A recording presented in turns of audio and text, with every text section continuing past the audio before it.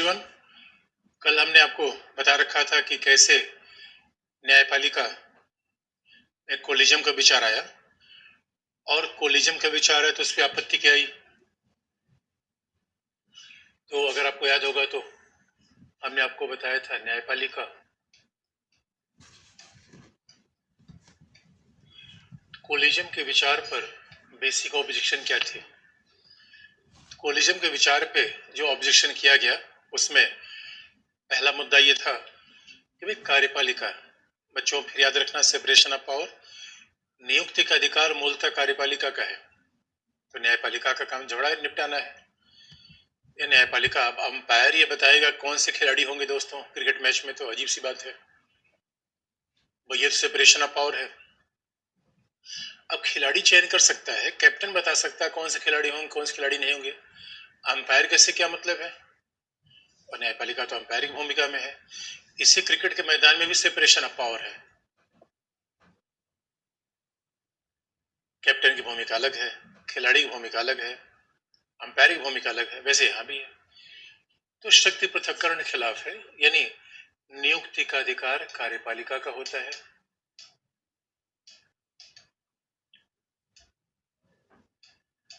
नियुक्ति का अधिकार तो कार्यपालिका का है।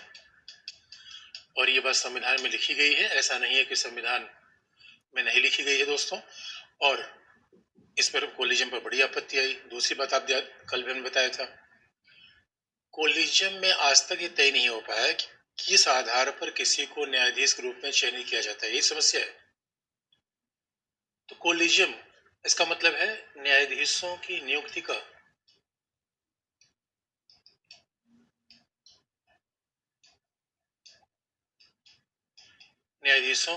का कोई वस्तुनिष्ठ आधार नहीं है। इसका मतलब अगर मुझे पता चला है कि हमें पता चल जाए कि भाई कैसे न्यायाधीश होते हैं, तो कोलिजम बताती नहीं, क्योंकि दोस्तों संविधान में जो योग्यताएं लिख रखी गई है उस हिसाब से तो बहुत सारे लोग न्यायाधीश बनने के लिए क्वालिफाइड है। लेकिन अब संविधान में जो योग्यताएं लिख रखी गई उसके अलावा क्या है कहीं किसी को पता ही नहीं चलता। और ये बात बड़ी ध्यान देने की है बच्चों कि न्यायपालिका कहती है कि भाई राइट टू इन्फॉर्मेशन हमारा अधिकार है, हमें सूचना मांगने का अधिकार है। ये खुद न्यायपालिका ने कहा है, 2003 के न्यायपालिका ने निर्णय के बाद ही सूचना का अधिकार सबको मिला। अब जो न्यायपालिका खुद ही कहती है सूचना का अधिकार मांगो, वो अपने बारे में कोई सूचना नहीं देती। इसलिए दोस्तों आप याद रखो, जब न्यायाधीश ही न्यायाधीश का चयन करेंगे तो स्वाभाविक रूप में न केवल सेपरेशन ऑफ पावर का उल्लंघन है, क्योंकि एक बात आप देखोगे लोकतंत्र में हर संस्थाएं डेमोक्रेटिक होनी चाहिए, बहुत बड़ी बात है डेमोक्रेसी की। डेमोक्रेसी का हर इंस्टीट्यूशन डेमोक्रेटिक होना चाहिए। आप पूछो कैसे? अब ध्यान से आप देखो कि संसद में, मंत्रिमंडल में पिछड़ी जातियों का प्रतिनिधित्व है। अब आप देखोगे कि अभी महिलाओं का भी प्रतिनिधित्व है, और अभी तो पिछड़ी जाति अनुसूचित जाति जनजाति डोमिनेंट कंडीशन में है। हाँ, थोड़ा अल्पसंख्यकों का रिप्रेजेंटेशन थोड़ा कम है। न्यायपालिका में भी ऐसा होना चाहिए। आपको हम याद दिला दें, डेमोक्रेटिक बॉडी में, किसी लोकतांत्रिक संस्था में ये बात ध्यान में रखना होता है जो समाज के हर वर्ग का रिप्रेजेंटेशन हो, जैसा कि पार्टी में होता है, सरकार में होता है। उस तुलना में आप देखेंगे तो न्यायपालिका में कोई आरक्षण चलता नहीं। कम से कम उच्च न्यायालय और उच्चतम न्यायालय में, जनपद न्यायालय में तो होता है, क्योंकि जब परीक्षा लेती है राज्य लोक सेवा आयोग उसमें रिजर्वेशन होता है। और आप देखोगे अभी महिलाओं का रिप्रेजेंटेशन कम है, महिलाओं का प्रतिनिधित्व कम है। तो भाई इसे कहते हैं सर्वसमावेशी लोकतंत्र, यानी हर इंस्टीट्यूशन में हर समुदाय की भागीदारी होनी चाहिए। अब इस बात का ध्यान कार्यपालिका ज्यादा देती है, क्योंकि दोस्तों इस बात को हम भूल नहीं सकते कि देखिए न्यायपालिका का महत्व है, ठीक है, स्वतंत्र है, लेकिन वो निर्वाचित संस्था पर हावी न बने। डेमोक्रेसी में तो इलेक्टेड बॉडी का बड़ा महत्व है। तो ये बात कही जाती है कि भाई एक तो न्यायाधीशों की नियुक्ति कोई वस्तुनिष्ठ आधार नहीं है, इसका मतलब पारदर्शिता नहीं है। क्योंकि एक बात तो तय है, देखिए दोस्तों, जब एक ही कम्युनिटी के लोगों को रहने के लिए कम कर दिया जाए, काफी इनको नियुक्त करिए, तो भाई न्यायाधीश अगर किसी व्यक्ति को न्यायाधीश बनाएगा तो उसके परिचित वकील है, तो अपने परिचितों में न्यायाधीश बना देगा। क्योंकि इलाहाबाद हाई कोर्ट में एक मामला आया था, न्यायाधीशों की नियुक्ति में कोलिजियम ने लगभग 80 नाम दिए थे। उसमें सरकार के द्वारा आपत्ति की गई कि अमुक व्यक्ति इस मंत्री का रिश्तेदार है, अमुक व्यक्ति इस न्यायाधीश का रिश्तेदार है, क्योंकि ये आपत्तियां लोग लगाते हैं कि भाई भारत में न्यायाधीश तो 5 ही 10 परिवार से होते हैं। मैं ये नहीं कह रहा हूँ किसी परिवार का व्यक्ति न्यायाधीश बनने के लिए एलिजिबल नहीं हो सकता, लेकिन सवाल ये है कि दूसरा भी तो एलिजिबल हो सकता है, तो उसको हम वंचित रख रहे हैं। और दोस्तों जरा इस मामले में देखो, आईएएस एग्जाम का, यूपीएससी का कम से कम परीक्षाएं पारदर्शी तो होती है, हर व्यक्ति को शासन में जाने का मौका तो मिलता है, लेकिन हमारे यहाँ तो वो नहीं हो पाता। न्यायपालिका में जैसा इसका कमी दिखती है। और आपको हम याद दिला दें, एक बार तो कोलिजियम की कार्यप्रणाली और कोलिजियम कार्यप्रणाली इसी बात में दिखती है कि हमारे यहाँ justice Karnan Madras high court के जज थे, और उनको कोलिजियम ने कह दिया कि वो उच्चतम न्यायालय में जाएंगे। और आप जानते हो कि हर जज के बारे में बार काउंसिल ऑफ इंडिया काफी जानकारी रखती है। बार काउंसिल ऑफ इंडिया, बार का मतलब सारे वकीलों का संगठन, तो बार काउंसिल ऑफ इंडिया ने कोलिजियम के अनुसार पर आपत्ति व्यक्त की। बार काउंसिल ऑफ इंडिया ने कहा जस्टिस कर्नन के पास अकूत संपत्ति है, आय ज्यादा संपत्ति का मामला है। क्योंकि दोस्तों एक खास बात है जो हमारी न्यायपालिका में चलता है, क्योंकि कई बार हम बच्चे क्या समझते हैं कि न्यायमूर्ति तो देवदूत है। दोस्तों जो भी मानवीय संस्था है उसमें गलती हो सकती है, और हमें ऐसा लगता है सारी गलती केवल नेताओं में है, नेता ही चोर है, उचक्के हैं। ऐसा नहीं है दोस्तों। अरे नेता तो कई बार दोस्तों महान मानते हैं उसको। जे देखो, मीडिया मुझसे पूछ रही है, न्यायपालिका मुझसे पूछ रही है, अरे भाई न्यायाधीश कौन पूछ रहा है? ये बात ध्यान में रखने की है कि जब तक आप न्यायपालिका की नियुक्ति को पारदर्शी नहीं बनाएंगे, अरे कोई तो पूछने वाला होना चाहिए। क्योंकि बार काउंसिल ऑफ इंडिया ने ये बात उठाई, और ये कहा भी जाता है, ये बात हम नहीं कह रहे हैं कि अरुण जेटली ने पहले कर रखा था, कि न्यायपालिका में एक अंकल जज सिंड्रोम चलता है। अंकल जज का मतलब है दोस्तों, हमारे बार काउंसिल ऑफ इंडिया ने कह रखा है, ये कोड ऑफ कंडक्ट है, कि जहां कोई न्यायाधीश काम कर रहा है उसका कोई रिलेटिव उसमें न्यायाधीश के रूप उसमें वकालत नहीं करेगा। लेकिन सवाल है कि मान लो दिल्ली हाई कोर्ट का कोई न्यायाधीश है, तो वह अपने रिश्तेदार को इलाहाबाद हाई कोर्ट भेज दे, इलाहाबाद हाई कोर्ट का रिश्तेदार अपने रिश्तेदार को दिल्ली भेज दे, तो उस बच्चे और हाई कोर्ट के जज के बीच का रिलेशन क्या होगा? अंकल जज। तो दोनों की वकालत चल निकलेगी। ऐसे ऐसे आरोप लगे हैं दोस्तों, ऐसे ऐसे आरोप लगे हैं जिसको हम इनकार नहीं कर सकते। इसे जस्टिस कर्नन की नियुक्ति पर जब कोलिजियम ने नियुक्ति की अनुशंसा की, उसके बाद आपत्ति उठाई गई, तो उसके बाद जस्टिस कर्नन को फिर उठाकर फेंक दिया गया सिक्किम। और सिक्किम आप जानते हो, कुल मिला के 3 जज, कोई झगड़ा है नहीं। तो सिक्किम फेंकने का मतलब है कि अब कोई काम करने को आपको बचा नहीं है।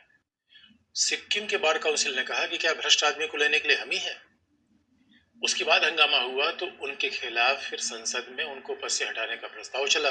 ये तो है कोलिजियम का रिकमेंडेशन। तो कोलिजियम के रिकमेंडेशन पर आपत्तियां हैं, क्योंकि ये सच बात है, अगर पुलिस अधिकारियों को कहा जाए कि भाई आप ही पुलिस का चयन करिए, तो उसमें पारदर्शिता नहीं रहेगी। प्रोफेसर को कहा जाए आप ही प्रोफेसर का चयन करिए, स्वाभाविक रूप में हम अपने कुछ लोगों के प्रति झुकाव रखेंगे। इसलिए कोलिजियम के द्वारा होने वाली नियुक्तियों पर विवाद होना स्वाभाविक है। और आप देखोगे, और उनके पास क्या है भाई, नियुक्ति क्या है? नियुक्ति एक प्रशासनिक कार्य है। अब मान लो किसी को हम जज बना रहे हैं, तो जज बनाने के लिए बाकायदा उसके बारे में होता क्या है, कल भी हमने बताया था, जितने बड़े पदों पर नियुक्ति होंगी दोस्तों, सरकार क्या करती है, मान लो कि कहीं न्यायाधीश में नियुक्त करना है, तो सरकार उसमें इंटेलिजेंस ब्यूरो की रिपोर्ट मंगाती है। यानी जज ही होना पर्याप्त तो नहीं है बच्चों। अब मान लो कि गुवाहाटी हाई कोर्ट में कोई जज है, लेकिन उसका संबंध उल्फा के साथ है, हमें कहा मान लो, ऐसा मैं कह नहीं रहा, मान लो ऐसी घटना है, तो पहले गृह मंत्रालय बाकायदा आईबी की इंटेलिजेंस ब्यूरो की रिपोर्ट मंगवाएगा उस जज के बारे में। इसका जो मतलब है, जितने बड़े बड़े पदों पर बैठे लोग हैं, बाकायदा उनकी इस जानकारी गृह मंत्रालय को होती है, इसलिए गृह मंत्रालय बड़ा पावरफुल मंत्रालय है। तो अब आप दोस्तों अमित शाह सबसे पावरफुल मंत्री हैं, क्योंकि उन्हीं के पास आईबी है। इंटेलिजेंस ब्यूरो है, ये पूरी दुनिया से सूचना इकट्ठा करती है, खासतौर भारत से। तो भारत से पूरी मामले में सूचना इकट्ठा करके देती है। इसका मतलब है आईबी की रिपोर्ट तो सरकार के पास आती है, और नियुक्ति का काम एक प्रशासनिक फैसला है, इसलिए ये काम स्वाभाविक रूप में छोड़ देना चाहिए कार्यपालिका पर, ऐसा कार्यपालिका का कहना है। अब लेकिन जरा सोचिए, न्यायपालिका के तर्क क्या है उसके बताने पहले न्यायपालिका को पक्ष में रखेंगे, तो दोनों पक्ष रखेंगे। अब ऐसा नहीं कार्यपालिका का अपने तर्क है, न्यायपालिका का अपने तर्क हो सकते हैं, लेकिन इस खामियों को देखते हुए ही हमारे यहाँ बाकायदा 2015 में एक नई पहल हुई और न्यायिक नियुक्ति आयोग का गठन कर दिया गया। ये बड़ा इंपॉर्टेंट फैसला है। और पहली बार हमारे यहाँ न्यायाधीशों की नियुक्ति के तरीके में चेंज करने का प्रस्ताव किया गया और 93 से चलने वाले कोलिजियन सिस्टम को बदलने की पहल की गई। और ये बड़ा, क्योंकि अब बदलने की पहल क्यों की गई? हकीकत की बात है कि इसके पहले भी राजनेता कभी, यानी कार्यपालिका ने कोलिजियम को भी दिल से स्वीकार किया ही नहीं, लेकिन गठबंधन सरकारें थी तो कोई बदलने की हिम्मत में नहीं था। अच्छा, बात ध्यान रखने की बच्चों, अगर मान लो कि हम संसद यानी न्यायाधीश का वेतन भत्ता बढ़ाना चाहे, न्यायाधीश को संख्या बढ़ाना चाहे, उसके लिए सामान्य संसदीय विधि की आवश्यकता है, संविधान संशोधन की आवश्यकता नहीं है। लेकिन न्यायपालिका में नियुक्ति का कोई तरीका बदले, उसके लिए संविधान संशोधन करना पड़ेगा, विशेष बहुमत चाहिए। बात ध्यान रखने की है, क्योंकि न्यायपालिका की स्वतंत्रता का मुद्दा है। न्यायपालिका काम को कम ज्यादा करोगे तो संविधान संशोधन चाहिए, वेतन भत्ता बढ़ाइए, संख्या बढ़ाइए, उसके लिए सामान्य विधि पर्याप्त है। तो अब ये तय हो गया कि भाई ठीक है, बदला जाएगा मामला। इसलिए जैसे ही 2014 के बाद बीजेपी सरकार को, एनडीए सरकार को, एनडीए मतलब गठबंधन का नाम है, national democratic alliance, national judicial appointment commission NJAC, राष्ट्रीय न्यायिक नियुक्ति आयोग बनाने का फैसला किया गया। वही संविधान संशोधन 99 संविधान संशोधन। तो राष्ट्रीय न्यायिक नियुक्ति आयोग का पर्पज क्या था? पर्पज ये था, इसमें उद्देश्य क्या रखा गया था? उद्देश्य था, और इसी के द्वारा अनुच्छेद 124A, 124B और 124C जोड़ा गया। अब पर्पज ये था, उद्देश्य था कि उच्चतम न्यायालय में और उच्च न्यायालय में न्यायाधीशों की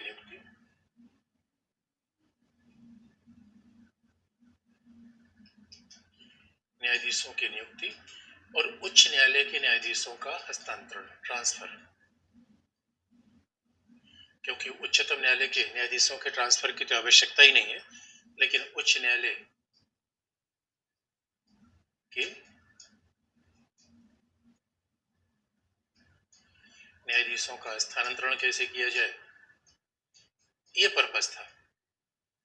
और दोस्तों, हमारे यहाँ परंपरा रही है, क्योंकि हमारे यहाँ दोस्तों संविधान में जो बात बड़ी ध्यान सुनने की है, संविधान में उच्चतम न्यायालय, उच्च न्यायालय में कौन जज बनेगा इसका क्वालिफिकेशन है, लेकिन कौन मुख्य न्यायाधीश बनेगा इसकी कोई बात नहीं है। अब मुख्य न्यायाधीश कौन बनेगा? और परंपरा यह है कि जो भी व्यक्ति वरिष्ठतम न्यायाधीश होता है उसी को मुख्य न्यायाधीश बना देते हैं, ये परंपरा है। वरिष्ठतम न्यायाधीश को ही चीफ जस्टिस बना दिया जाता है,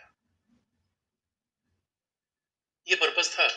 तो अब हमारे यहाँ, लेकिन अब जानते हैं इंदिरा गांधी ने बीच में उसमें थोड़ा प्रॉब्लम किया था। ये हम न्यायपालिका के मामले में आएंगे, न्यायपालिका के तर्क क्या है, लेकिन पर्पस ये था एनजेसी बनाने का। तो आप कहोगे सर राष्ट्रपति तो नियुक्त करता ही था। तो एनजेसी देखिए, एनजेसी का तरीका ये है, क्योंकि सच बात है, और एनजेसी आया किस कॉन्टेक्स्ट में? एक तो कोलिजियम खिलाफ आया। अच्छा, दूसरा ये भी ध्यान रखने के बच्चों, 89 के बाद भारत में गठबंधन सरकारें आई। गठबंधन सरकारें आई तो इस बात पर उन्होंने कहा कि तमाम संवैधानिक पदाधिकारियों की नियुक्ति का तरीका निष्पक्ष होना चाहिए। और आप देखोगे अभी इलेक्शन कमीशन के बारे में बात आ गई, निर्वाचन आयोग के बारे में, सीएजी के बारे में, और न्यायपालिका, ऐसी संस्थाओं को तो बड़ा महत्व है। तो 90 के बाद आप देखेंगे जितनी संस्थाएं हमारे यहाँ बनी, राष्ट्रीय मानवाधिकार आयोग, केंद्रीय सतर्कता आयोग, मुख्य सूचना आयुक्त, इन संस्थाओं में ये प्रावधान रखा गया कि अब ये नहीं कि राष्ट्रपति अपॉइंटमेंट कर देगा, राष्ट्रपति एक कमेटी के रिकमेंडेशन से अपॉइंट करेगा। क्योंकि अगर किसी को राष्ट्रपति अपॉइंट करता है इसका मतलब हमने केवल कार्यपालिका की बात सुनी, लेकिन अगर हमने कमेटी बना दिया, वो कमेटी राष्ट्रपति को सलाह देगी, इसका मतलब है कार्यपालिका के अलावा हमने संसद, विपक्ष, सबकी बात सुनी। भाई संवैधानिक पदाधिकारी है, तो संवैधानिक पदाधिकारी के अपॉइंटमेंट में राष्ट्रपति की बात क्यों रखी जाए? अच्छा, हमारे संविधान निर्माता नहीं समझ पाए थे कि संविधान के पदों पर रहने वाले व्यक्तियों में ऐसी दुर्भावनाएं आ जाएंगी। इसलिए दोस्तों एक खास बात है, आप कितना भी अच्छा संविधान लिख दो, अब वाहन कितना अच्छा आ जाए, उस पर बैठने वाला ही व्यक्ति गड़बड़ हो जाए, तो वाहन तो क्रैश करा ही देगा। तो ये कॉन्टेक्स्ट था। इसीलिए आप देखोगे कि एनजेसी में न्यायाधीशों की नियुक्ति स्थानांतरण निष्पक्ष हो, तटस्थ हो और इसमें ब्रॉड बेस्ड अपॉइंटमेंट हो। ज्यादा ज्यादा लोगों की बातें हम सुने, केवल कार्यपालिका के भरोसे न रहे, क्योंकि भाई कार्यपालिका एक दल का रिप्रेजेंटेशन करता है, इस बात को हम भूल नहीं सकते। और हो सकता है कार्यपालिका केवल अपने दलीय हितों की चिंता करे। इसलिए कहा गया कि अब न्यायाधीशों की नियुक्ति एक समिति से बनेगी, आयोग से बनेगी। अब इस आयोग में कौन कौन होगा? तो आयोग में पहला मुख्य न्यायाधीश होंगे। मुख्य न्यायाधीश चीफ जस्टिस ऑफ इंडिया, उच्चतम न्यायालय के मुख्य न्यायाधीश। दूसरे, उच्चतम न्यायालय के दो अन्य न्यायाधीश के दो अन्य वरिष्ठतम न्यायाधीश।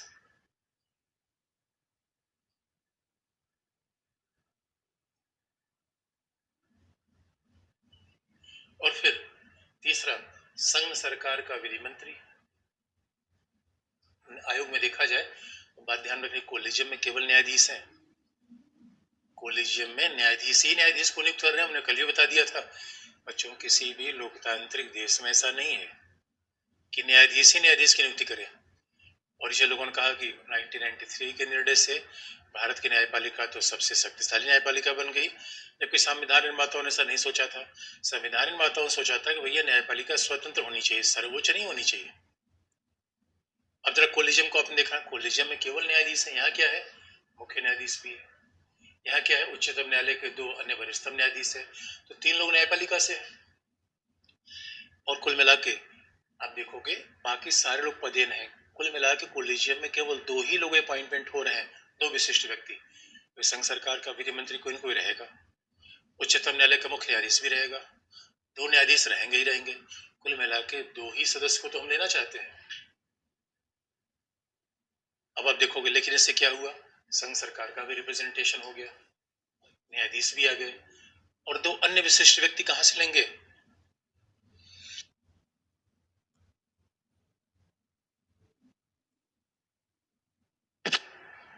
सॉरी, दो अन्य विशिष्ट व्यक्ति कहां से लिया जाएगा? इसके लिए समिति बना देगी। जरा सोच के देख कितना प्रभाव किया गया। तो अगला कर दिया गया कि दो विशिष्ट व्यक्तियों को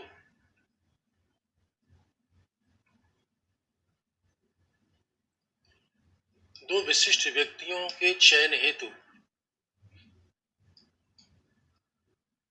एक समिति बनेगी, जिसका मुखिया होगा प्रधानमंत्री। उसके बाद उच्चतम न्यायालय का मुख्य न्यायाधीश, सॉरी, प्रधानमंत्री। और यानी इस समिति में कौन होगा? प्रधानमंत्री होगा, उच्चतम न्यायालय का मुख्य न्यायाधीश होगा, और फिर तीसरा होगा लोकसभा में विपक्षी दल का नेता। लोकसभा में विपक्षी दल का नेता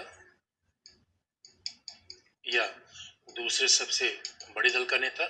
दोस्तों, यह अनुच्छेद 124 ए में ये बातें लिखी गई हैं। जरा सोच के देखिए, दो विशिष्ट व्यक्तियों को ढूंढने के लिए प्रयास किया गया है। अब दो विशिष्ट व्यक्ति किस क्षेत्र से होंगे, बात नहीं बताई गई। यानी कुल मिलाकर आयोग में तो दो विशिष्ट व्यक्तियों को ढूंढना है। अब दो विशिष्ट व्यक्तियों को ढूंढा कैसे जाएगा? प्रधानमंत्री रहेगा तो कार्यपालिका का भी रिप्रेजेंटेशन आ गया, उच्चतम न्यायालय का मुख्य न्यायाधीश रहेगा, न्यायपालिका भी आ गई, लोकसभा में विपक्षी दल का नेता रहेगा तो विपक्ष भी आ गया। इसे कहते हैं तो ब्रॉड बेस्ड अपॉइंटमेंट।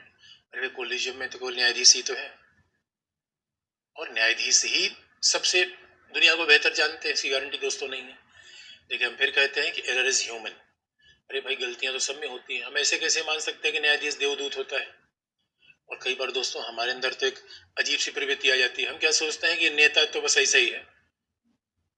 तो नेता तो जनता का इच्छा चुनाव जीत के जा रहा है, इतना सामान्य बात थोड़ी है। इसलिए इस समिति के रिकमेंडेशन पर फिर इन दो विशिष्ट व्यक्तियों को ढूंढा जाएगा। और इतना भी कह दिया गया, इस दो विशिष्ट में एक व्यक्ति क्रमिक रूप में, और इन दो विशिष्ट व्यक्तियों को एक बार अगर नियुक्त किया जाएगा, दोबारा कार्यकाल नहीं दिया जाएगा इन्हें, इतना क्योंकि जिससे सरकार का पक्ष न ले। इन्हें दोबारा कार्यकाल दिया जाएगा और इन दो में से एक व्यक्ति एक बार पिछड़े वर्ग से होगा, फिर अनुसूचित जाति से होगा, अनुसूचित जनजाति से होगा, महिला से होगा। अब जरा सोच के देखिए, यानी यानी इस दो व्यक्ति में एक व्यक्ति कम से कम समाज के वंचित वर्ग से रहेगा, इतना ध्यान रखा गया। भाई ये तो है सर्वसमावेशी लोकतंत्र, ये तो है ब्रॉड बेस्ड अपॉइंटमेंट। अब दो विशिष्ट व्यक्ति को ढूंढने के लिए बन गया, और अब सवाल है उसके बाद क्या होगा। लेकिन अब आप पूछेंगे बीटी के सर उद्देश्य पता चल गया, क्योंकि अनुच्छेद 124 ए जोड़ा गया, 124 बी जोड़ा गया, 124 सी जोड़ा गया 99th अमेंडमेंट से। उद्देश्य पता चल गया, कौन न्यायाधीशों की नियुक्ति करेगा ये भी पता चल गया। इसका मतलब है अब मंत्रिपरिषद की सलाह के बजाय ये आयोग होगा जो सलाह देगा, तो जिसके द्वारा न्यायाधीशों की नियुक्ति हो जाएगी। यानी रास्ता ज्यादा बेहतर है। कोलिजियम की सलाह केवल न्यायाधीशों की सलाह है, अब मंत्रियों की सलाह केवल कार्यपालिका की सलाह है, तो दोनों को मिला लिया जाए, जिससे न्यायाधीशों की नियुक्ति ज्यादा बेहतर हो सके, न्यायाधीशों की स्वतंत्रता बनी रह सके, यही पर्पस था। लेकिन अब आप पूछेंगे सर ये बताओ कि अब मान लो कि इसमें आगे कुल मिला के 6 लोग आ गए, तो अगर 6 लोग कॉलेजियम में आगे निर्णय कैसे होगा, चीफ जस्टिस की राय क्या होगी, कितने से बहुमत लिया जाएगा, ऐसा कुछ भी संविधान में नहीं लिखा गया। ऐसा कुछ संविधान नहीं लिखा गया। मुख्य न्यायाधीश कौन होगा, अभी तो परंपरा थी कि कम से कम मुख्य न्यायाधीश वो होगा जो वरिष्ठतम होगा। इसके लिए 99th अमेंडमेंट में यह कह दिया गया कि कोलिजियम इसे आयोग की कार्यप्रणाली,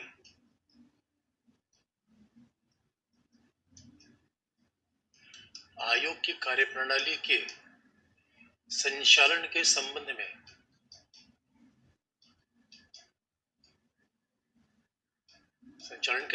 संसद विधि का निर्माण करेगी।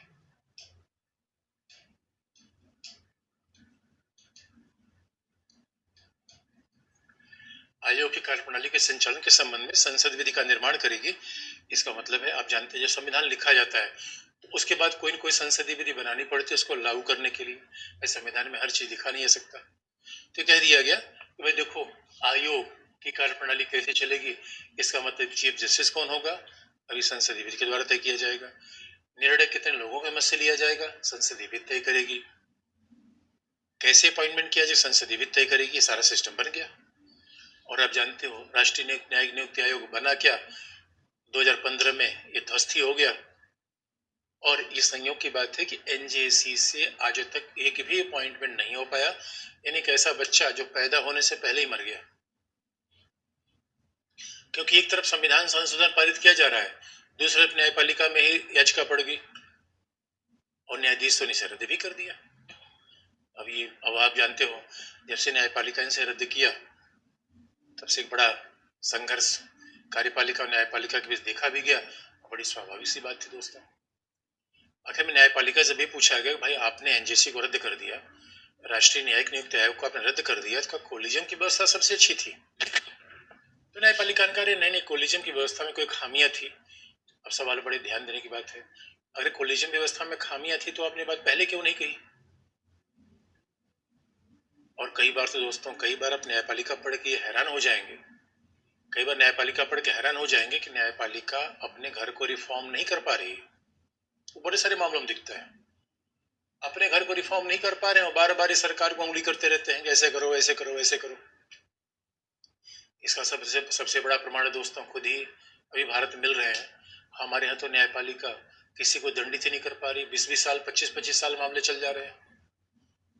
अरे न्यायपालिका कुछ तो अपना रिफॉर्म करे दोस्तों। उस मामले में कार्यपालिका में देखेंगे लगातार रिफॉर्म हो रहे हैं। इसी वजह से आप देखेंगे 2015 के बाद आज भी कोलिजियम चल रहा है, यानी कोलिजियम से 93 से लेकर आज तक अपॉइंटमेंट हो रहा है। लेकिन ये बात इसमें माना था उच्चतम न्यायालय ने कि नहीं कोलिजियम सिस्टम ठीक नहीं है, उसको हम रिफॉर्म करेंगे। लेकिन आज भी फिर उसी बात पे मामला फंसा हुआ है, कोलिजियम का रिफॉर्म कैसे किया जाएगा। इस मामले पर कहीं न कहीं कार्यपालिका और न्यायपालिका के बीच आज भी तनातनी है। लेकिन आप पूछेंगे सर ये ठीक तो सिस्टम दिला, पूछा गया भाई बताओ तो ऑब्जेक्शन कहाँ पे है। उच्चतम न्यायालय ने कहा देखो भाई इसका सीधा सा मतलब है, उच्चतम न्यायालय ने एक बात कह दी कि ये न्यायिक स्वतंत्रता के खिलाफ है।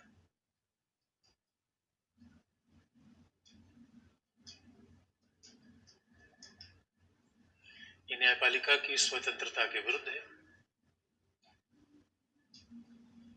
अब इंटरेस्टिंग पार्ट है, अब न्यायालय ये कह रहा है कि न्यायिक स्वतंत्रता के खिलाफ है।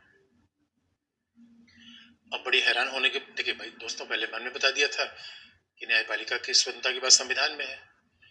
अब सवाल है, न्यायपालिका की स्वतंत्रता नियुक्ति से पहले शुरू होती है, नियुक्ति के बाद? ये ध्यान सुनने की बात है बच्चों। भाई अभी तक तो हम ये मानते थे कि न्यायपालिका की स्वतंत्रता कैसे प्रभावित होती है, वेतन भत्ते कम कर दिया, उनके आचरण के बारे में कोई टिप्पणी कर दी, मनमानी स्थानांतरण कर दिया, इससे तो न्यायपालिका की स्वतंत्रता प्रभावित होती है। अरे भाई, जो न्यायाधीश बना ही नहीं उससे हम स्वतंत्रता कैसे प्रभावित कर दिया? लेकिन न्यायपालिका का तर्क अलग है। अच्छा, ये बात भी हम देखेंगे पीछे लौट के, तो दोस्तों ये बात तो है, यानी अपॉइंटमेंट केवल प्रशासनिक विषय है, ये कार्यपालिका कहती है। बात ध्यान सुनने की है, लेकिन अपॉइंटमेंट न्यायिक स्वतंत्रता से जुड़ा हुआ विषय है, न्यायपालिका कहती है। अब देखो यहाँ मतभेद आ गया। अगर आप कार्यपालिका से पूछोगे क्या कहेगा, अरे अरे प्रशासनिक विषय है। न्यायपालिका से पूछोगे कहेगा नहीं नहीं न्यायिक स्वतंत्रता का विषय है। अच्छा दोस्तों, ये बात तो तय है। अब देखो, कभी भी जो सरकार होती है, अब विश्वविद्यालय के वीसी अपॉइंटमेंट हो गए, राज्यपाल अपॉइंटमेंट हो गए, अब ऐसे अपॉइंटमेंट होते हैं तो उसमें कार्यपालिका का प्रभाव ही रहता है। कार्यपालिका की मर्जी, किसी को राज्यपाल बना दिया, और कार्यपालिका चाहती है कि ऐसे हम न्यायाधीश भी बना दें। तो आपको बता दें दोस्तों, हमारे देश में आईएएस अधिकारी का अपॉइंटमेंट करना, राज्यपाल का अपॉइंटमेंट करना, वीसी का अपॉइंटमेंट करना अलग है, न्यायाधीश का अपॉइंटमेंट करना अलग है। ये बहुत बड़ी बात है। अरे न्यायाधीश का काम ही अलग है, सरकार की आलोचना करता है, और सरकार चाहेगी नहीं कोई ऐसी संस्था जो हमारी आलोचना करे। सरकार क्यों चाहेगी? तो आप ये कहोगे कि अच्छा अच्छा सर, सरकार न्यायपालिका से डरती है? ना बच्चों, सरकार न्यायपालिका से कम डरती है। न्यायपालिका के निर्णय के बाद जो आम जनता सरकार खिलाफ सोचती है, उससे सरकार ज्यादा डरती है। अच्छा, आम जनता को पता नहीं कि अनुच्छेद 124 क्या है, ए क्या है, बी क्या है, सी क्या है, एनजेसी नहीं पता, आम जनता कैसे सोचती है? अच्छा अच्छा, आजकल न्यायाधीश महोदय सरकार के खिलाफ ज्यादातर बोल रहे हैं, इसका मतलब लगता है सरकार में कोई गड़बड़ जाला है क्या, या आम जनता ऐसे सोचती है? यानी न्यायपालिका के निर्णय से पब्लिक ओपिनियन बनता है, न्यायपालिका के निर्णय से आम जनता के दृष्टिकोण का निर्माण होता है। तो यहाँ पर ये बात का विषय आ गया। अब यहाँ पर मुद्दा हुआ है न्यायपालिका का नाम है ना, और न्यायपालिका ने नीति की बात कर दी। और दोस्तों हकीकत की बात है, मैं 1973, once upon a time in 73, 1973 वर्ष है जब अमिताभ बच्चन की मूवी आई थी जंजीर, जहां से अमिताभ बच्चन हिट हुए। 1973 में एक बड़ा ऐतिहासिक निर्णय उच्चतम न्यायालय ने दिया केशवानंद भारतीवाद में। और केशवानंद भारतीवाद में जब निर्णय दिया, तो जिन जिन न्यायाधीशों ने वो निर्णय दिया था, उन न्यायाधीशों के वरिष्ठता का उल्लंघन करके 1973 में भारत में पहली बार हुआ था कि एक जो जूनियर न्यायाधीश थे, जस्टिस ए एन रे, उनको चीफ जस्टिस बना दिया गया था। यानी आजादी के 23 सालों बाद ये काम पहली बार हुआ था। इसका मतलब है 3 वरिष्ठ न्यायाधीशों को दंड दिया गया कि आपने सरकार के खिलाफ निर्णय दिया। अब आप सोच लो दोस्तों, अब इस घटना को देखकर आपको क्या लगेगा कि न्यायाधीशों की नियुक्ति प्रशासनिक विषय है, न्यायिक स्वतंत्रता का विषय है? तो आप कहोगे ना ना सर, ये तो न्यायपालिका की स्वतंत्रता जुड़ा हुआ विषय है। तो 73 में justice Grover, justice Hegde, justice Shelar, इन तीनों की वरिष्ठता का उल्लंघन करते हुए जस्टिस ए एन रे को चीफ जस्टिस बनाया गया। और ये काम दोबारा इंदिरा गांधी ने फिर किया 77 में। क्योंकि आपको याद होगा जबलपुर, एडीएम जबलपुर वर्सेस शिवकांत शुक्ला, ये केस मैंने फंडामेंटल राइट में बताया था। तो दोस्तों एक टॉपिक दूसरे जुड़ता है, इसलिए पिछली वाली बात रिवीजन करते रहिए। और जस्टिस जो ए एन रे के बाद फिर से इंदिरा गांधी ने, जब एडीएम जबलपुर में भी उच्चतम न्यायालय ने सरकार के खिलाफ बोला, तो उस समय सीनियर मोस्ट जज थे जस्टिस एच आर खन्ना, लेकिन उनको चीफ जस्टिस ने बनाते हुए 1976 में जस्टिस हमीदुल्ला बेग को, एच एम बेग को चीफ जस्टिस बनाया गया। ये दूसरा एग्जाम्पल था। इसका मतलब सरकार क्या संदेश देना चाहती थी? हाँ जी करना है तो रहना है, ना जी करना है बाहर जाना है। अरे बच्चों, जब न्यायपालिका भी हाँ जी कहने लगेगी, तो पूरा ये सिस्टम हमारा डेमोक्रेसी का खल्लास हो जाएगा। न्यायपालिका इस संस्थान में हाँ जी हाँ जी कहेगी। न्यायपालिका तो स्वतंत्र बोलेगी, निष्पक्ष बोलेगी। कौन सी बात है कि न्यायपालिका सरकारी कदमों पर चलेगी? इसलिए उच्चतम न्यायालय ने कहा नहीं, ये गलत है, और इस बात में बड़ा दम है। क्योंकि दोस्तों, अब सरकारी चाहती है कि न्यायपालिका भी वैसे काम करने लगे जैसे आईएएस अधिकारी काम करते हैं, yes boss yes boss yes boss. और आपको मैं बता दूं, उस समय जब इंदिरा गांधी जब प्रधानमंत्री थी, तब उन्होंने प्रतिबद्ध न्यायपालिका का विचार दिया था, जो बल्कि पीटी में सवाल भी आया था। इंदिरा गांधी ने तो कहा था न्यायपालिका प्रतिबद्ध होनी चाहिए, और उन्होंने प्रतिबद्ध न्यायपालिका का विचार ही नहीं, बल्कि उन्होंने तो प्रतिबद्ध नौकरशाही का विचार भी दे दिया था। अब इंदिरा गांधी से पूछा गया था कि ये क्या है, प्रतिबद्ध न्यायपालिका, प्रतिबद्ध नौकरशाही? इंदिरा गांधी ने कहा कि जो सरकार कहे उसको फॉलो करो। अब बताओ दोस्तों, अच्छा, प्रशासनिक अधिकारी तो फॉलो कर भी सकते हैं, अब क्या न्यायाधीश भी फॉलो करे? कमाल की बात है यार।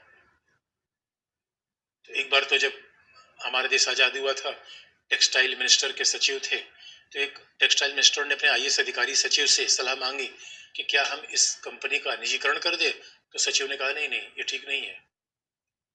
मंत्री ने कहा कि फिर निजीकरण कर दिया, मंत्री मना कर दिया आईएएस अधिकारी, मंत्री ने मान लिया। सरदार पटेल ने के सामने एक बार एक आईएएस ऑफिसर बैठा था। आईएएस ऑफिसर ने कहा, सर फ्रेंकली स्पीकिंग।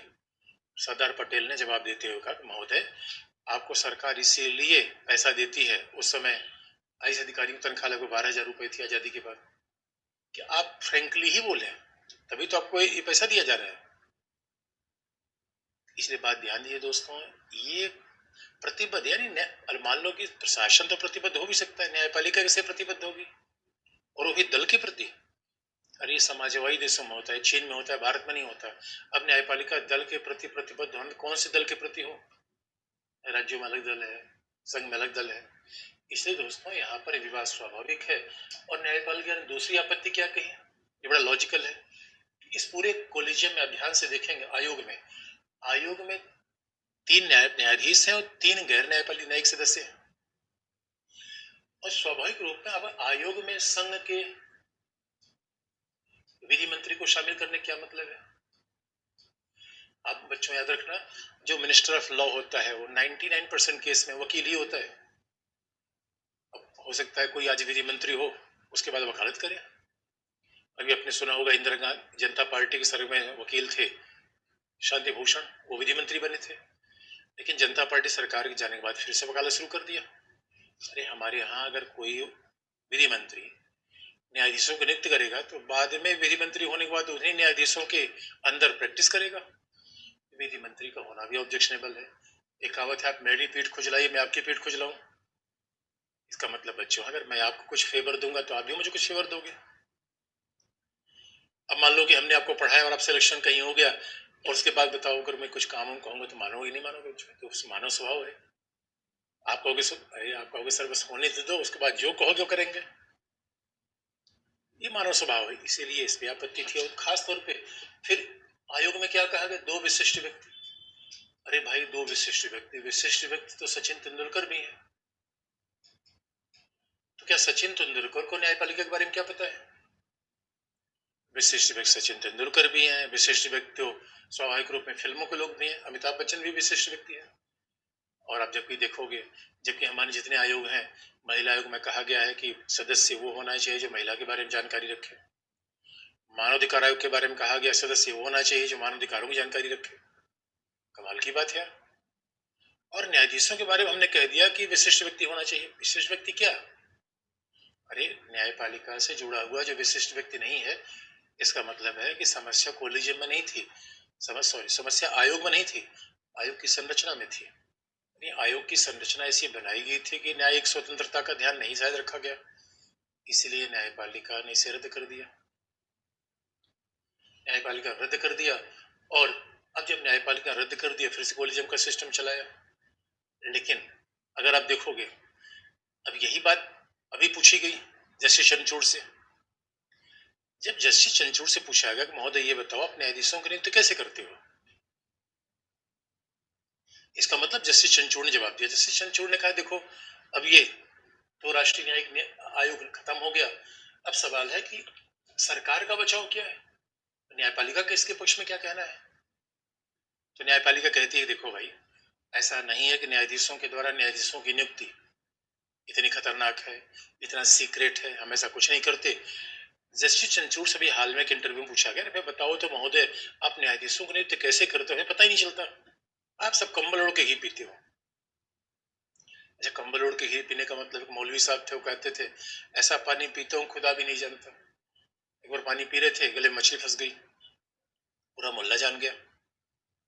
दोस्तों, ऐसा कहना कि हम ऐसा पानी पीते खुदा भी नहीं जानता है तो बात ठीक नहीं है। तो यहाँ पर आपत्ति थी कि न्यायपालिका के द्वारा ऐसा कर दिया गया, संविधान संशोधन रद्द कर दिया गया। बताओ, अनुच्छेद 368 के अंतर्गत संविधान संशोधन जिम्मेदारी संसद की है, न्यायपालिका ही सब कुछ करेगा। अब यहाँ पर आपत्तियां आई, लेकिन हकीकत की बात है कि अगर जस्टिस चंद्रचूड़ से पूछा गया आखिर में न्यायपालिका में कैसे न्यायाधीशों की नियुक्ति होती है। अब देखो बच्चों, अब जो संविधान में लिखा गया है वो बात छोड़ दो, अब जरा हम व्यवहारिक रूप में आ जाए। तो न्यायपालिका कहती है कि भाई देखो, ये बड़ा ही अपने आप में मिथ है, ये बड़ा भ्रम फैला गया है कि न्यायाधीश ही न्यायाधीश की नियुक्ति करते हैं। गलत बात है, क्योंकि जरा कोलिजियम के बारे में, अब तो एनजेसी खत्म हो गया, अब जरा कोलिजियम के बारे में भी न्यायपालिका की राय देख ले, जस्टिस चंद्रचूड़ की बात भी देख ले। जब न्यायाधीशों से पूछा जाता है कि यार भाई, क्या आप ऐसे ही, मतलब कोई आपका आधार ही नहीं है। और अभी तो बड़ा विवाद हुआ था न्यायाधीशों के नियुक्ति में, दो मामले में।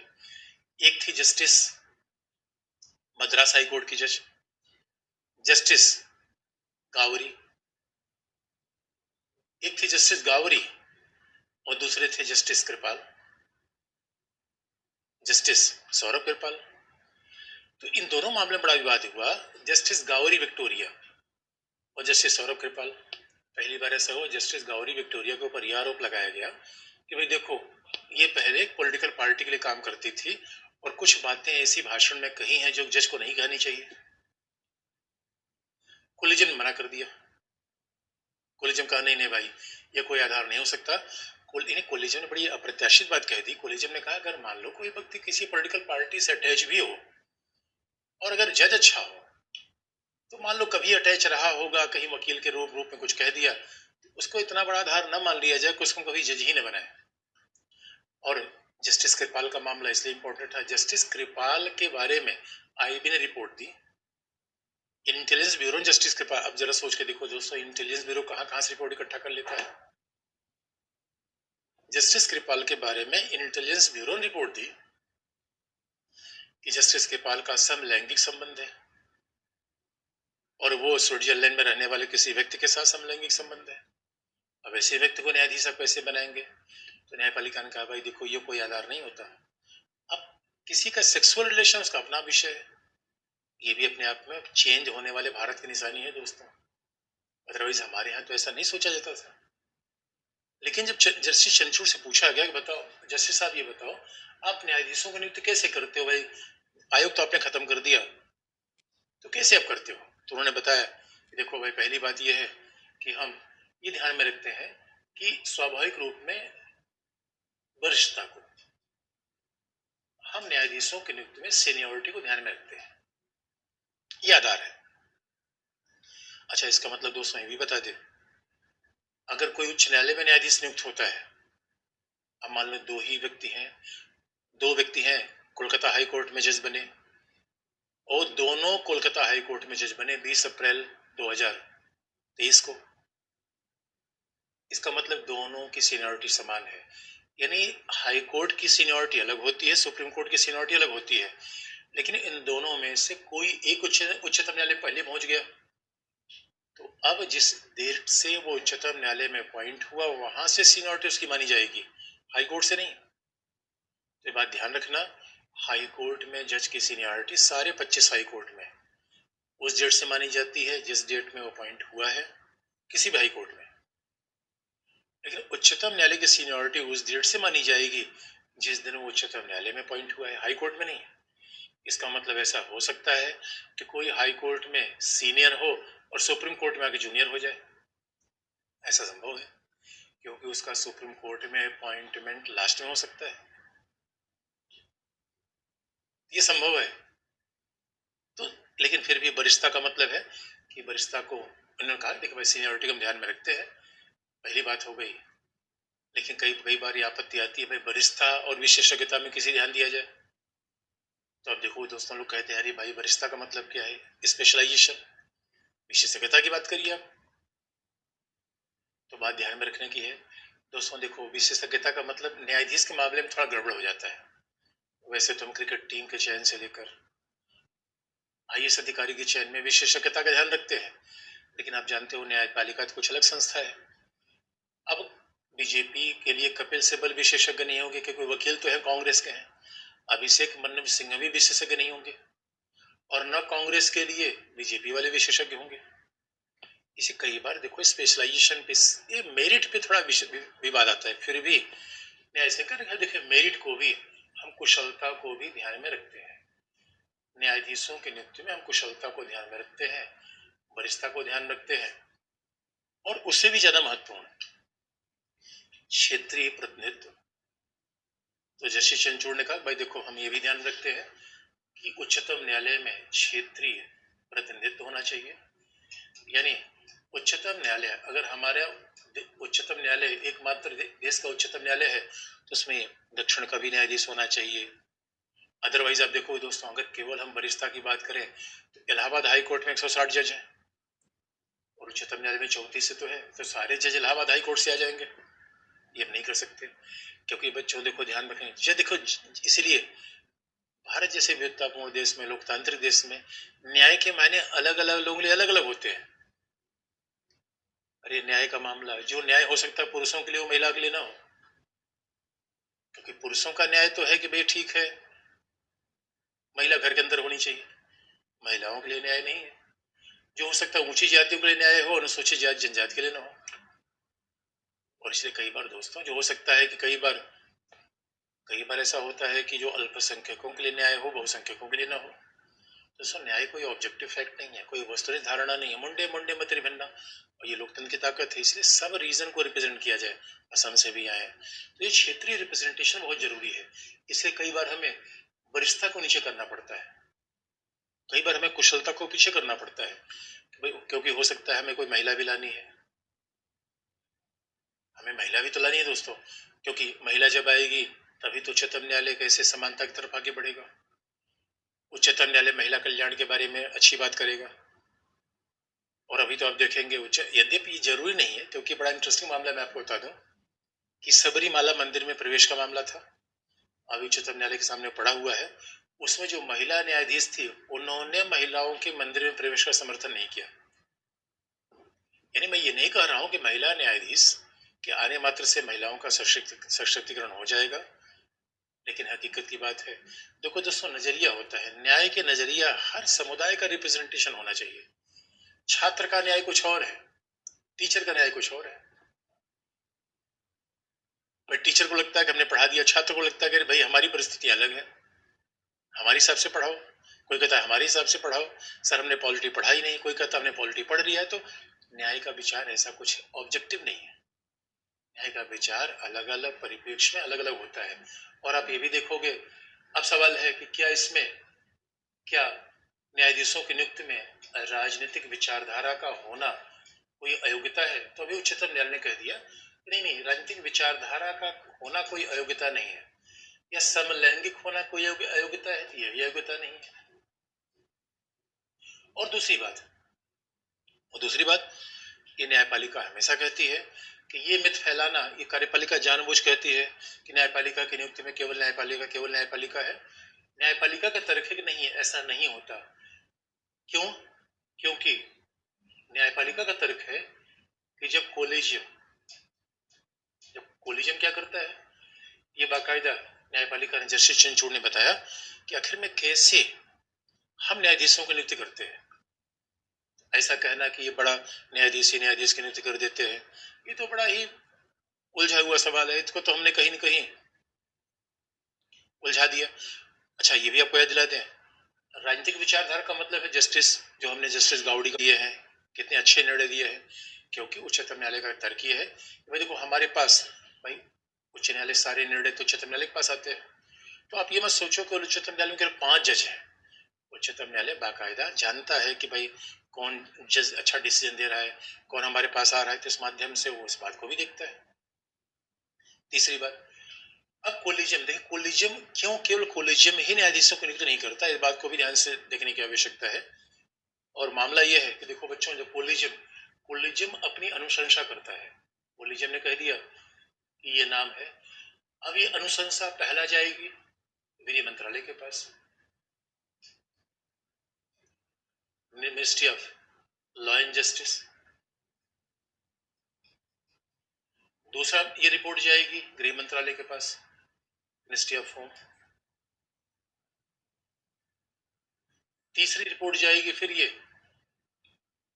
प्रधानमंत्री कार्यालय के पास।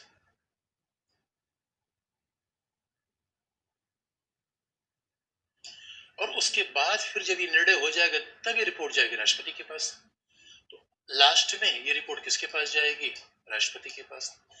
अब बताओ, न्यायपालिका कहना है, और खास तौर पर प्रधानमंत्री विधि न्याय मंत्रालय के द्वारा, गृह मंत्रालय के द्वारा कोलिजियम कानून संशा पर पुनर्विचार की मांग भी की जाती है। अब बताओ, तो इसीलिए पूर्व जस्टिस से जस्टिस रमन्ना वो कहा करते थे, it is widely spread myth कि दैट जजेस आर ओनली अपॉइंटिंग द जजेस। हमारे यहाँ तो केवल न्यायाधीश ही न्यायाधीश को अपॉइंट कर रहे हैं, ये बिल्कुल सही बात नहीं है, ये घटनाओं से परे है, ऐसा होता ही नहीं। हकीकत की बात है कि हमारे यहाँ, अरे भाई कोई कोलिजियम कानून संशय है, विधि न्याय मंत्रालय के पास क्यों जाएगा? क्योंकि विधि न्याय मंत्रालय नियुक्ति का अधिकार रखता है। फिर ये गृह मंत्रालय के पास क्यों जाएगा? क्योंकि गृह मंत्रालय के पास आईबी की रिपोर्ट है, इंटेलिजेंस ब्यूरो की रिपोर्ट तो गृह मंत्रालय देगा। और जब गृह मंत्रालय और विधि और न्याय मंत्रालय अपनी रिपोर्ट पर फिर से विचार की मांग करेंगे, ऑब्जेक्शन लगा देंगे, आईबी रिपोर्ट के साथ कोलिजियम फिर से देखेगा, कोलिजियम फिर भेजेगा। लेकिन उसके बावजूद भी अभी तो परंपरा थी, बीजेपी सरकार के आने के पहले परंपरा थी, अगर कोलिजियम की रिपोर्ट को एक बार पुनर्विचार के लिए सरकार ने भेजा और दोबारा फिर कोलिजियम ने भेजा तो नियुक्ति हो जाती थी। अभी तो ये भी नहीं हो रही है। और बार बार आप देख रहे हो, हमारे यहाँ किरण रिजिजू से पूछा गया, हमारे विधि न्याय मंत्री से पूछा गया, भैया आप बताओ, आप न्यायाधीशों को नियुक्त में आपकी क्या राय है? उनका ये बताओ, हमें क्या समझ रखा, पोस्ट मास्टर के नाम आएगा स्टैम्प कर देंगे, हम हाँ कह देंगे? अरे हम भी तो है कुछ सरकार में। इसलिए, और प्रधानमंत्री के पास जब जाएगा, जब प्रधानमंत्री क्लियर कर देंगे तब अंतिमता राष्ट्रपति के पास जाएगा। तो भाई ये बताओ, इसमें न्यायपालिका के अलावा इतने इंस्टीट्यूशन आ गए, तो न्यायपालिका ही केवल कहाँ है? इसे न्यायपालिका के तर्क ये है दोस्तों। और न्यायपालिका कहती है ना ना भैया, हम तो वाइडली कंसल्टेशन करते हैं, सबसे पूछते हैं। अब सवाल है फिर समाधान क्या है दोस्तों? अगर ये विवाद है तो आखिर इसका समाधान क्या है? क्योंकि आप जानते हो, अगर हम, मैनेजमेंट में कहावत है, अगर हमारे पास किसी समस्या का समाधान नहीं, खुद ही हम समस्या है। इसलिए problem is a part of life. अरे भाई, हम कैसे हम सुख से समाधान की तरफ आगे बढ़े, सोल्यूशन कैसे आगे है? अब देखो, समाधान कैसे है, सोल्यूशन कैसे है?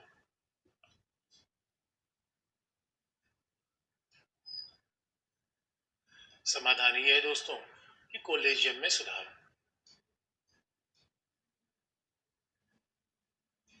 और कॉलेजियम में सुधार तो हो ही रहा है। अब देख रहे हो, आईबी की रिपोर्ट को पब्लिक कर दिया जा रहा है, कॉलेजियम में रिफॉर्म तो है ही, आईबी की रिपोर्ट को पब्लिक किया जा रहा है। दूसरा, सरकार, थोड़ा सा सरकार और न्यायपालिका मतभेद यहाँ पे है। सरकार कहती है कि एक हम स्क्रीनिंग कमेटी बनाएंगे। सरकार का तर्क है कि स्क्रीनिंग कमेटी बननी चाहिए और इस स्क्रीनिंग समिति में न्यायाधीश होने चाहिए, और ये स्क्रीनिंग समिति में न्यायाधीश होंगे, अवकाश प्राप्त न्यायाधीश होंगे, और ये स्क्रीनिंग समिति विधि मंत्रालय में होगी। तो ये स्क्रीनिंग समिति विधि मंत्रालय में होगी, और स्क्रीनिंग समिति जब पहले नाम देखेगी, स्क्रीनिंग समिति जो नाम कोलिजियम को देगी, कोलिजियम उस पर विचार करेगा। क्योंकि दोस्तों, विकल्प ये है कि देखो, कोलिजियम के खिलाफ या तो फिर एनजेसी, फिर दोबारा संशोधन लाया जाए। अब दोबारा संशोधन लाया जाए तो फिर न्यायपालिका उसको रद्द कर सकती है। तो या तो राष्ट्रीय न्यायिक नियुक्ति आयोग को फिर से प्रस्ताव लाया जाए, थोड़ा सा वो कठिन है। दूसरा, फिर कॉलेजियम में रिफॉर्म कर लिया जाए, तो सरकार कहती है स्क्रीनिंग कमेटी लाई जाए। अब न्यायपालिका का तर्क है कि भैया बात तो वही हो गई, आप तो कुल बैकडोर से सारे अपॉइंटमेंट को हाईजैक कर लोगे। क्योंकि आप नाम ही वही भेजोगे जो आपके नाम फेवरेबल नाम है, तो हम क्या करेंगे फिर उसमें? यहाँ पर आपत्ति है। इसी यहाँ पर आपत्ति है थोड़ा सा भी जो बड़ा मुद्दा चल रहा है, जबकि अभी आप देखो, जबकि न्यायपालिका क्या कहना है, अभी जस्टिस चंद्रचूड़ ने कहा है, न्यायपालिका ने कहा है कि नहीं, हम ही एक सचिवालय बनाएंगे, न्यायपालिका में ही एक सचिवालय बनेगा, एक पूरी टीम बनेगी, न्यायपालिका, ये मामला विधि मंत्रालय में नहीं जाएगा। तो ये तो आपत्ति है भाई, विधि मंत्रालय न्यायपालिका की स्वतंत्रता का संरक्षण करेगा, ये डाउटफुल है। इस मामले को विधि मंत्रालय नहीं ले जाने देंगे, इसी बात में मतभेद है। तो यहाँ पे कहना है कि न्यायपालिका में एक सचिवालय होगा और ये सचिवालय ही नाम स्क्रीन करेगा, नाम बताएगा। और कई बार देखिए न्यायपालिका और सरकार में मतभेद थोड़े होते हैं। सरकार चाहती है वकीलों से ज्यादा न्यायाधीश बने, ज्यादा न्यायाधीश बाहर से आए, जबकि न्यायपालिका कहती है बाहर से आने में थोड़ा सा पॉलिटिकल मामला बन जाता है, क्योंकि दोस्तों वकील तो हमारे यहाँ सब विशुद्ध रूप में पॉलिटिकल पार्टी में बटे हुए हैं। तो कई बार मतभेद होते हैं, और हकीकत की बात यह, डेमोक्रेसी मतभेद तो होते ही रहते हैं।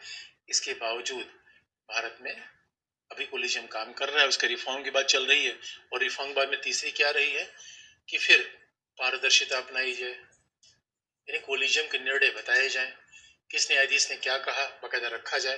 मेरे दोस्तों, कई बार हम इस बात को भूल जाते हैं कि न्यायपालिका अन्य संस्थाओं जैसी नहीं है। क्यों? अरे कई जगह बहुत हम पारदर्शी नहीं हो सकते। क्यों दोस्तों? अब मान लो कुछ न्यायालय कोई न्यायाधीश है, अब आईबी ने उसके बारे में खराब रिपोर्ट दे दिया कि वो किसी व्यक्ति से जुड़ा हुआ है। ये बात तो आम जनता को नहीं बता सकते। अगर आम जनता को उन्हें बता दिया तो न्यायपालिका में लोगों की आस्था खत्म हो जाएगी, क्योंकि उसे उच्च न्यायालय से तो हटा नहीं सकते। क्योंकि अब जानते हो न्यायाधीशों को हटाने की प्रक्रिया इतनी कठिन है कि वो लगभग नामुमकिन है। इसलिए ये कहना कि कोलिजियम हर बात नहीं बताता, हर बात नहीं बताता, हर बात कई बार बताने लायक भी नहीं हो सकती, बताने लायक नहीं हो सकती। लेकिन दोस्तों, ये बात तो सच है कि न्यायिक नियुक्तियों में ज्यादा पारदर्शिता बढ़ रही है, और अब तो और इसी पारदर्शिता का प्रमाण है कि अभी आईबी की रिपोर्ट को कोलिजियम ने सार्वजनिक कर दिया। कोलिजियम ने कहा देख लीजिए आईबी की रिपोर्ट है, आईबी की रिपोर्ट है, इसे हम सार्वजनिक कर दे रहे हैं। यानी कुल मिला के दोस्तों, मुद्दा ये है, निष्कर्ष ये है इस विवाद के बाद कि न्यायपालिका स्वतंत्र होनी चाहिए, क्योंकि स्वतंत्र न्यायपालिका नहीं रहेगी तो मूल अधिकार खतरे में पड़ जाएगा। स्वतंत्र न्यायपालिका नहीं रहेगी, संविधान की रक्षा नहीं हो पाएगी। लेकिन न्यायपालिका सर्वोच्च नहीं होनी चाहिए, ये एकदम बिल्कुल फिक्स बात है, बिल्कुल फिक्स बात है। तो ये न्यायपालिका का प्रशासन है जो हमारे संविधान निर्माताओं ने विस्तार संविधान में दे दिया था। अभी तो हमने न्यायपालिका के प्रशासनिक पक्ष का अध्ययन किया, अब जरा हम थोड़ा आगे बढ़े और न्यायपालिका के न्यायिक पक्ष का अध्ययन कर लें। अभी तो हमने न्यायपालिका के प्रशासनिक पक्ष को देखा, अब जरा न्यायपालिका के न्यायिक पक्ष को देख लें। और जब हम न्यायिक पक्ष को देखेंगे, अब जरा देखें दोस्तों, इसका मतलब है उच्चतम न्यायालय के कार्य। न्यायपालिका के न्यायिक पक्ष देख लें तो अब आएंगे उच्चतम न्यायालय के कार्य।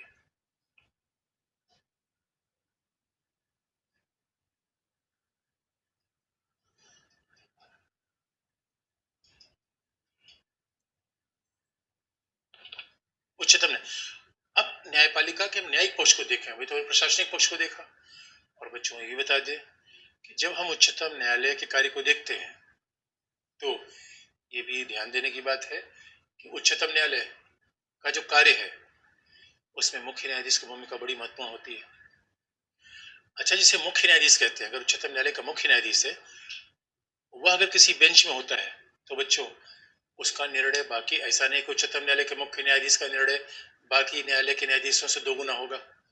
अरे मुख्य न्यायाधीश का मतलब इतना है, जैसे आप यूनिवर्सिटी में कहीं पढ़ने जाओ तो डिपार्टमेंट का एचओडी होता है, हेड होता है। उच्चतम न्यायालय के मुख्य न्यायाधीश की भूमिका डिपार्टमेंट के एचओडी की तरह है। एचओडी ऐसा थोड़ी बड़ा बहुत बड़ा ज्ञाता होगा। एचओडी का मतलब है जो प्रशासन के मामलों को भी देखेगा। इसलिए जब कहते हैं उच्चतम न्यायालय का मुख्य न्यायाधीश, उच्चतम न्यायालय का मुख्य न्यायाधीश का मतलब क्या है? मुख्य क्यों है? क्योंकि वो बताएगा कि उच्चतम न्यायालय की कार्यवाही लाइव टेलीकास्ट होनी चाहिए, नहीं होनी चाहिए। न्यायाधीश न्यायपालिका में प्रशासनिक अधिकारियों की नियुक्ति का निर्णय मुख्य न्यायाधीश लेगा। बेंच का निर्माण कैसे हो? कि उच्चतम न्यायालय में अनेक बेंच काम कर रही है, किस बेंच में कौन न्यायाधीश होना चाहिए? भाई हमारे यहाँ पता चला कि 15 बेंच दो न्यायाधीशों की है, 10 बेंच 3 न्यायाधीशों की है। और आजकल एक बात हो रही है, क्या हमारे यहाँ एक संवैधानिक बेंच परमानेंट हो जानी चाहिए? और संविधान के अनुसार है कि 5 न्यायाधीश या उससे बड़े न्यायाधीश को हम संवैधानिक बेंच कहते हैं। ये संविधान में लिखा गया है। जब 5 न्यायाधीश या उससे बड़ी, और अभी तक 13 न्यायाधीशों की बेंच है केशवन भारती केस, सबसे बड़ा 13, और संवैधानिक बेंच के लिए कम से कम 5 होने चाहिए। तो संवैधानिक बेंच क्या परमानेंट बना दिया जाए? अभी हमारे यहाँ परमानेंट नहीं है, जैसी आवश्यकता पड़ती है संवैधानिक बेंच बना देते हैं संवैधानिक मामले को सुनने के लिए। तो अगर परमानेंट संवैधानिक बेंच बनाने की बात हो तो चीफ जस्टिस तय करेगा। तो चीफ जस्टिस का मतलब है जिसके पास कुछ अतिरिक्त प्रशासनिक कार्य है। चीफ जस्टिस का मतलब है न्यायपालिका में उसकी कोई महत्वपूर्ण भूमिका नहीं है, उसके पास प्रशासनिक काम महत्वपूर्ण है, इसलिए चीफ जस्टिस है, बाकी वो अन्य न्यायाधीशों के समान ही है। तो अब जरा देखें उच्चतम न्यायालय कार्य क्या है दोस्तों। लेकिन उच्चतम न्यायालय हम कार्य शुरू करेंगे अगली क्लास से। आज के लिए इतना ही। नमस्कार दोस्तों।